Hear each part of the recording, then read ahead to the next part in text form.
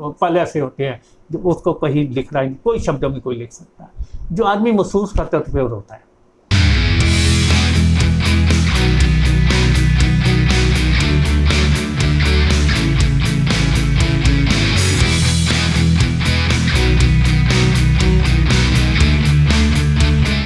नमस्कार, आप देख रही हैं पायनियर हरियाणा और मैं हूं आपके साथ कृष्णा।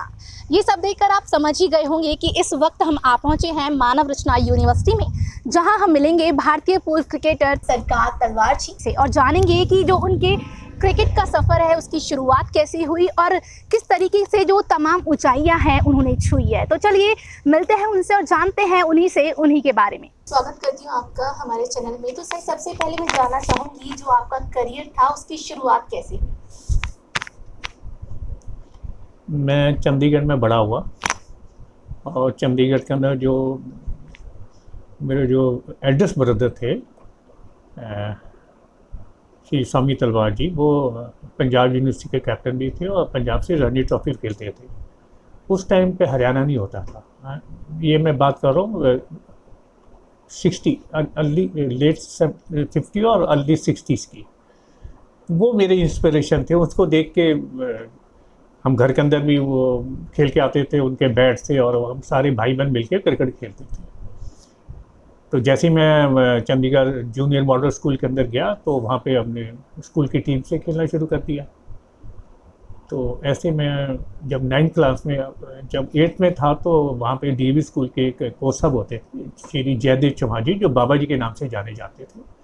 उन्होंने मेरे को वो जूनियर मॉडल स्कूल से, उन्होंने डीएवी स्कूल के अंदर मेरे को कहा कि आप इधर आ जाओ, आप अच्छी क्रिकेट खेल सकते हैं।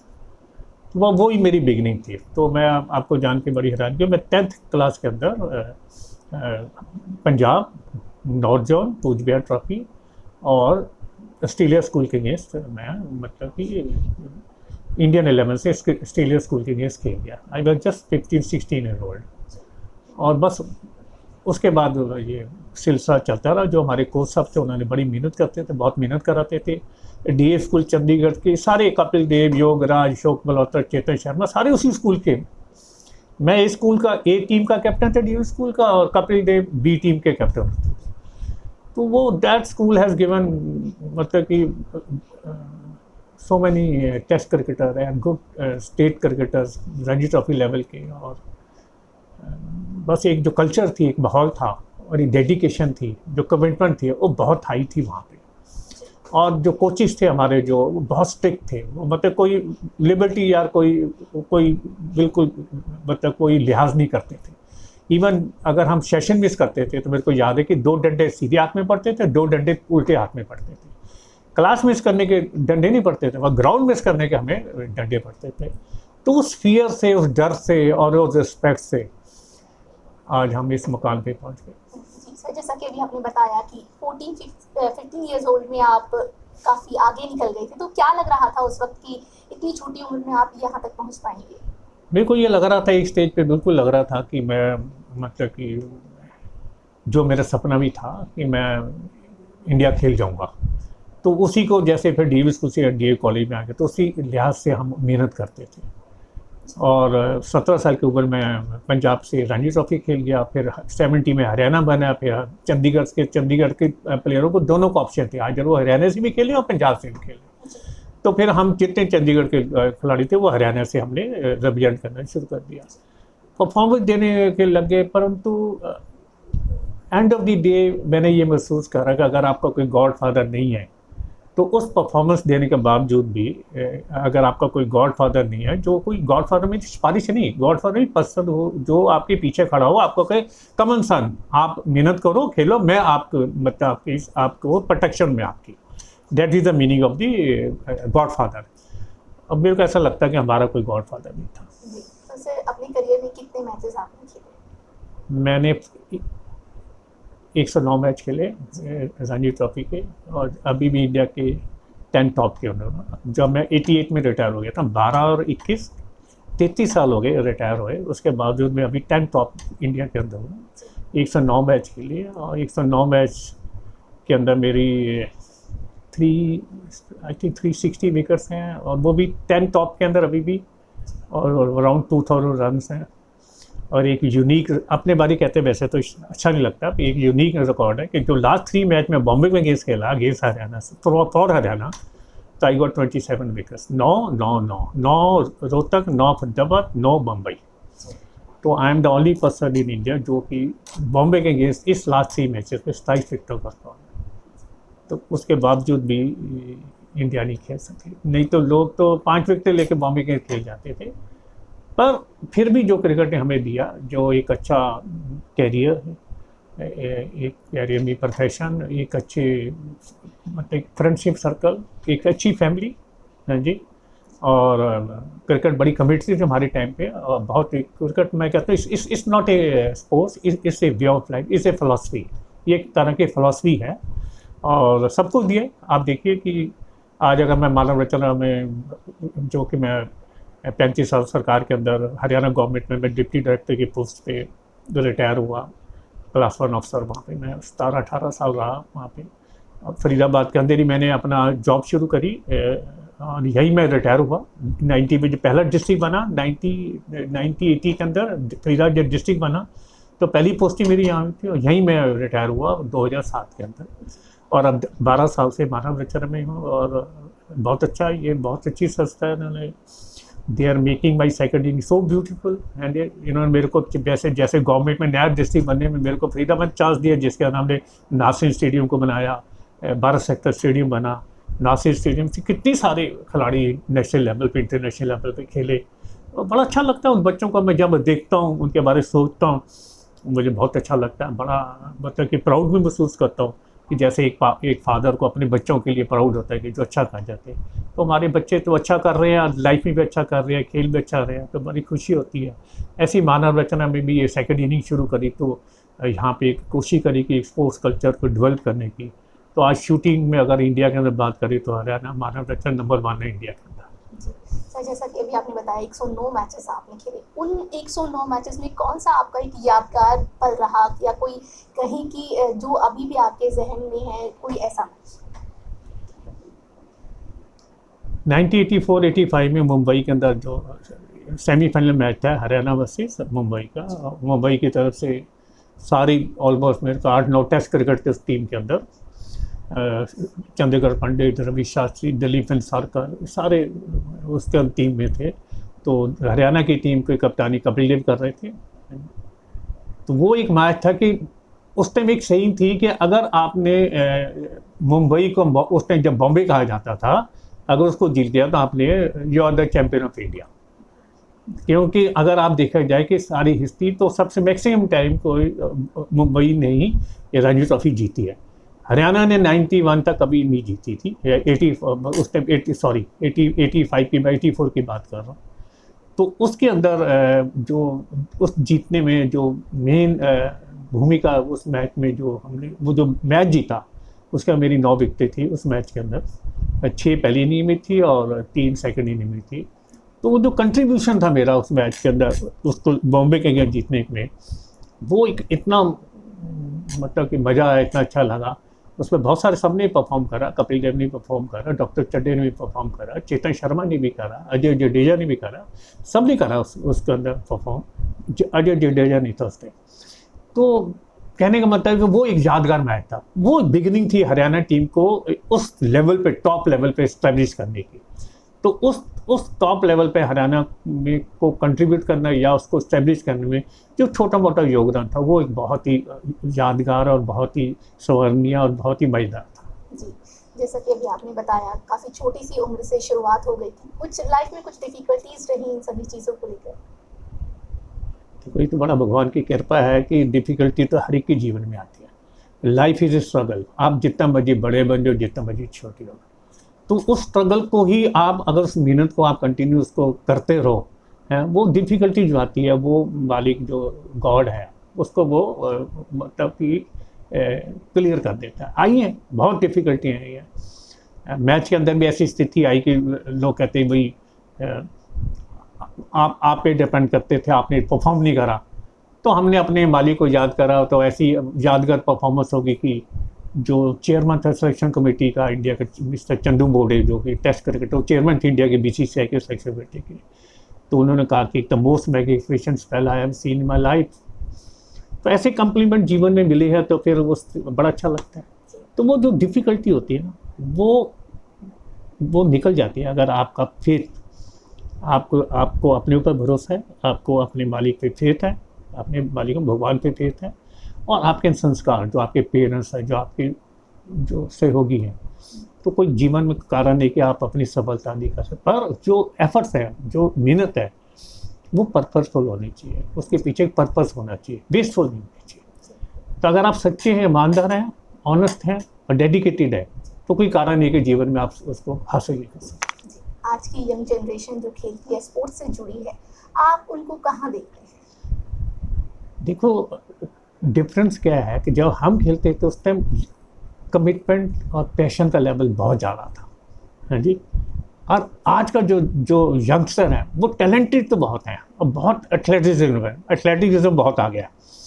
और अब वो जो गेम पहले प्रोफेशनल थी, अब प्रोफेशनल को कमर्शलाइजेशन में कन्वर्ट हो रही है। तो इसके लिए बच्चे ज़्यादा इंटरेक्ट होते हैं कि टीवी का शो बिजनेस, ये वो सारा कुछ है। तो बच्चे बड़े स्मार्ट हैं, बहुत टैलेंटेड है, बहुत एथलेटिज्म है, पर लेस कमिटमेंट है।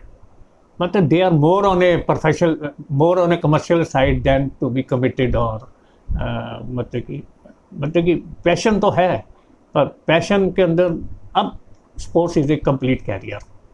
अगर आप आज एक रणजी ट्रॉफी प्लेयर 4 दिन के मैच के अंदर 3,20,000 रुपये मिलते हैं उसको, 60,000 पर डे, 4 डे का मैच हो गया तो 120 और 240, 2,40,000 रुपये। जब मैं पहला मैच खेला था श्रीनगर के अंदर, मुझे याद है, तो मेरे को 15 रुपये मिले थे। 68 में पहला मैच खेला और 88 में मैं लास्ट मैच खेला तो मेरे को 2,000 रुपये मिलते। और उस टाइम पैसे की हम नहीं देखते थे, हमारा पैशन था कि हमने खेलना है। Sports is like a religion to us. और जूनियर के सीनियर की रिस्पेक्ट बहुत थी और सीनियर की जूनियर में प्यार बहुत था, वो प्रोटेक्शन थी सीनियर की। अब वो ना तो वो प्रोटेक्शन है, ना वो प्यार है जी, ना वो वैल्यूज़ है, पर पैसा है।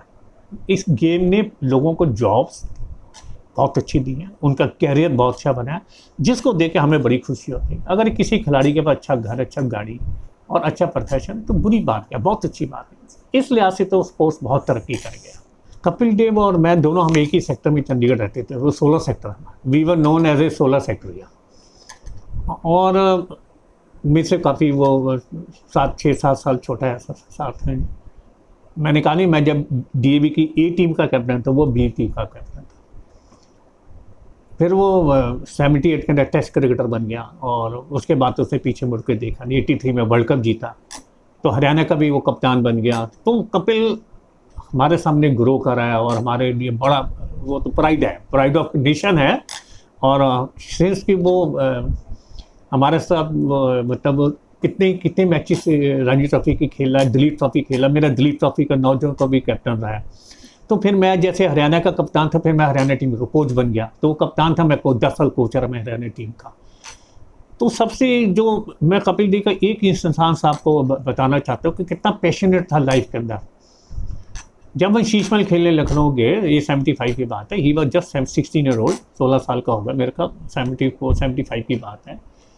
तो वो मैच गर्मियों को, मई में महीने होते, तो गर्मियों के अंदर मैच वो 6 बजे शुरू हो जाता था, 6 से लेके 12-1 बजे तक होता, उसके बाद दोपहर का सेशन नहीं होता। तो उसको रात को मैंने देखा कि जब मैं वो कंटीन थी स्टेडियम में लखनऊ के अंदर, तो मैं देखा तो वो दूध पी रहा था, दूध के अंदर वो कच्चे अंडे डाल के पी रहा था। तो मैंने कहा ये कपिल ये क्या कर रहा है? कहता है, मेरे को कहता है कि वो मेरे को पप्पू जी के नाम से कहते थे कि मेरे को टेम्परेचर था रात को, मेरे को वीकनेस आ गई, पर मैं मैच जरूर खेलना चाहता हूँ, बुखार था उसको। तो उससे मेरे को ये लगा कि ये देखो, ये आज इसको टेम्परेचर भी है और ये दूध के अंदर की, ताकि मेरे के अंदर स्ट्रेंथ आ जाए और मैं मैच जरूर खेलना चाहता हूँ। और उसने मुझे कहा कि आप मेरे को मैच जरूर खिलाओगे, कि मैं सीनियर था। He played that match, he got 3-4 wickets also. तो ये जो लगन थी, जो उसके अंदर एक कमिटमेंट, एक पैशन था उसके अंदर, वो यादगार। देखो वो उसको कहाँ से कहाँ ले गए, वो वर्ल्ड का बेस्ट ऑलराउंडर बन के रह गया और legend, he is a legend and we are very proud of him. Sir, मैं आपकी अचीवमेंट्स के बारे में पूछना चाहूँगी कि आपने अपनी लाइफ में स्पोर्ट्स से जुड़े रहे तो क्या क्या अचीवमेंट्स आपके रहे? बड़ा मुश्किल सा सवाल अपने बारे में। जैसे मैंने पहले भी बोला कि 83-84 में मेरे को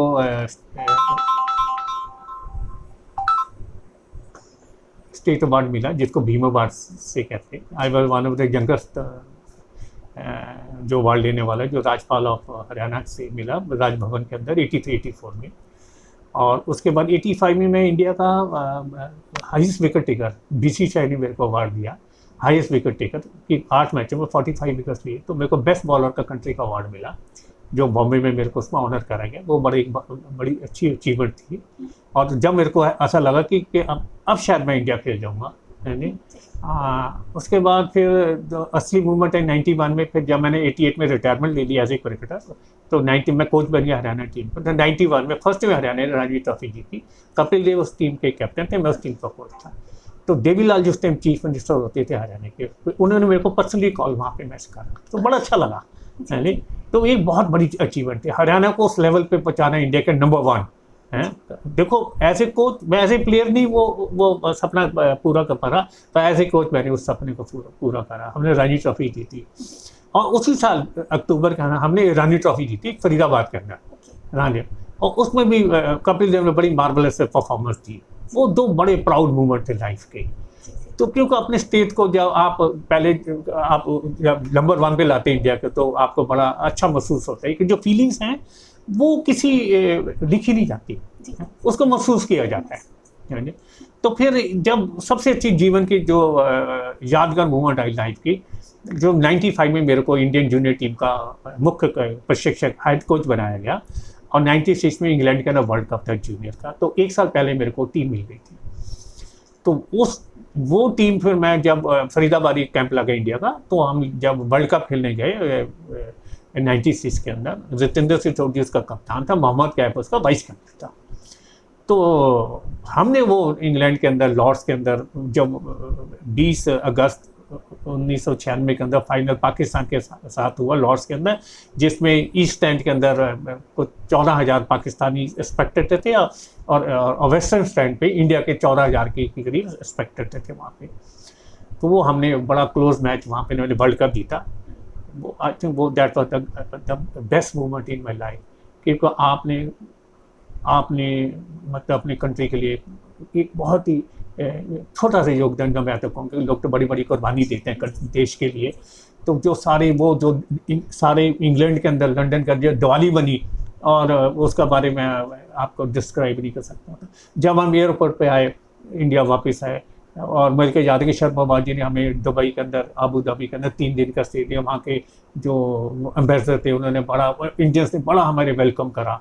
तो जब इंडिया आए, एयरपोर्ट आया, हम पालम एयरपोर्ट पे आए, तो मैं तो हैरान हो गया कि हज़ारों लोग ड्रम के और बैंड के और ढोलक के साथ हमें वहाँ साथ करते थे। चीफ मिनिस्टर दिल्ली जो साहब सिंह वर्मा जी, उन्होंने पहले हमें इनवाइट करा। फिर दोपहर को हमारे president of India doctor Shankar Dayal साहब ने अगले दिन हमें इन्वाइट करा अपने राजभवन में, हमें वहाँ ऑनर करा।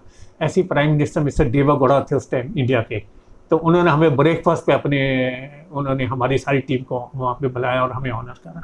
सारी कंट्री ने बड़ा हमारे मतलब वो that was the I think the proudest moment in my life. कि जैसे मैंने कहा कि ये ऐसे हम सब रोए। तो रोने का कारण लोग पूछते हैं आपकी, जब फ्लैग ऊपर चढ़ता है या इंडिया का जो एंथम बजता है, कि लोग क्यों रोते हैं। वो इमोशन ऐसे होते हैं, वो पल ऐसे होते हैं जो उसको कहीं लिख रहा है, कोई शब्दों में कोई लिख सकता है।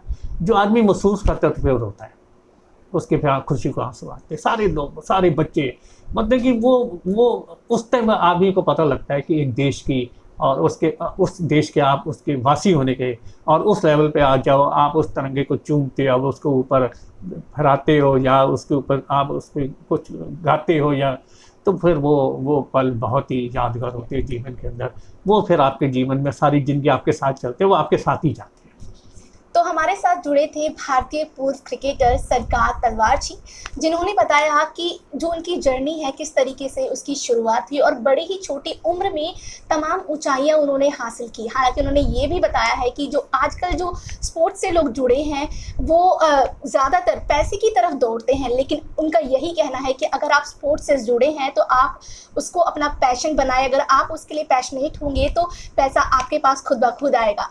आज की कड़ी में इतना ही। ऐसी और भी शख्सियत से हम आपको ऐसे ही रूबरू कराते रहेंगे। तब तक के लिए जुड़े रहिए पायनियर हरियाणा के साथ।